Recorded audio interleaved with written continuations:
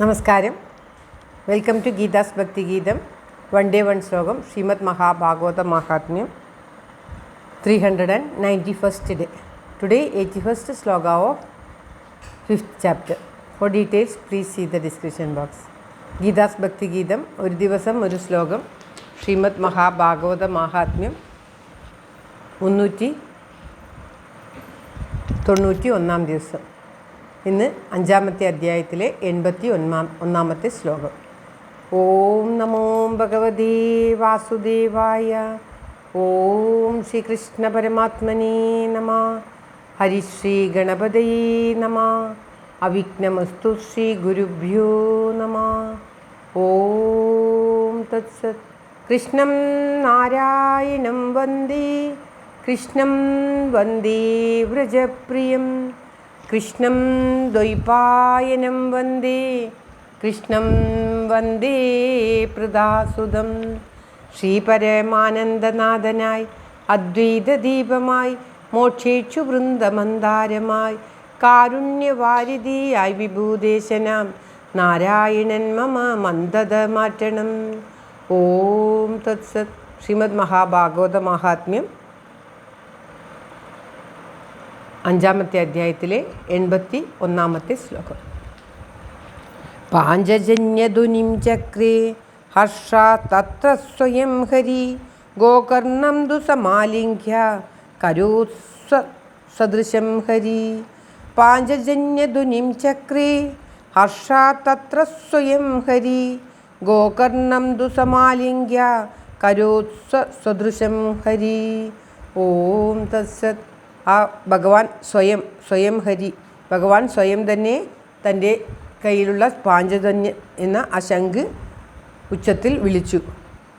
അദ്ദേഹം തന്നെ ഗോകർണനെ സ്വയം ആലിംഗനം ചെയ്തിട്ട് തൻ്റെ തന്നെ സ്വരൂപമായിട്ട് മാക്കി തീർത്തു, താൻ തന്നെ ആയി തീർത്തു ആ ഗോകർണനെ. ശ്രീമദ് മഹാഭാഗവത മഹാത്മ്യം വീണ്ടും ഒരു മഹാത്മാവായിരുന്നു. ശ്രീമദ് മഹാഭാഗവതം വീണ്ടും ശ്രദ്ധയോടുകൂടി കേട്ടാൽ എല്ലാവർക്കും ഭഗവത് സാരൂപ്യം ലഭിക്കും, ഭഗവാനെ പ്രാപിക്കാം എന്ന് വിഷ്ണുദൂതന്മാർ പറയുന്നത് കേട്ടിട്ട് വീണ്ടും വളരെ ശ്രദ്ധയോടുകൂടി, ദുന്ദുകാരിക്ക് മോക്ഷം ലഭിച്ചതിന് ശേഷവും വീണ്ടും വളരെ ശ്രദ്ധയോടുകൂടി ശ്രീമദ് മഹാഭാഗവത സപ്താഹം നടത്തുകയും അതിൻ്റെ ഒടുവിൽ സംഭവിച്ച അത്ഭുതങ്ങളാണ് പറയുന്നത്. ഭഗവാൻ തന്നെ സ്വയം അവിടെ ദൂതന്മാരോടുകൂടി എഴുന്നള്ളി ഭഗവാൻ തന്നെ സ്വയം തൻ്റെ പാഞ്ചജന്യം എന്ന ശംഖ് ഉച്ചത്തിൽ വിളിച്ചു. സന്തോഷത്തോടുകൂടി ഭഗവാന്റെ ആ സന്തോഷാധിക്യം കൊണ്ട് ഭഗവാൻ ആ പാഞ്ചജന്യം എന്ന ശംഖ് വിളിക്കുകയും ആ ഗോകർണനെ ആലിംഗനം ചെയ്യുകയും ചെയ്തു.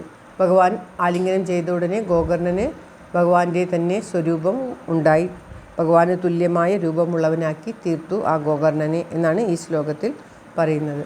ആ ശ്രീമദ് മഹാഭാഗവതത്തിൻ്റെ മാഹാത്മ്യം ശ്രദ്ധയോടുകൂടി ശ്രീമദ് മഹാഭാഗവതം പാരായണം ചെയ്യുകയും കേൾക്കുകയും ചെയ്താൽ എത്രത്തോളം ഭഗവത് പ്രീതി ഉണ്ടാകും, നമുക്ക് ഭഗവാനോട് സാരൂപ്യം എങ്ങനെ പ്രാപിക്കാൻ കഴിയും എന്ന് പറയുകയാണ് ഈ ശ്ലോകത്തിൽ.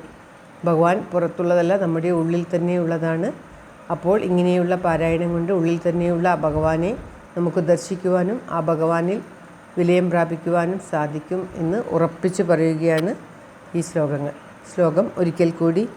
പാഞ്ചജന്യധ്വനിം ചക്രേ ഹർഷാ തത്ര സ്വയം ഹരി, ഗോകർണം ദു സമാലിംഘ്യ കരോത്സ സദൃശം ഹരി.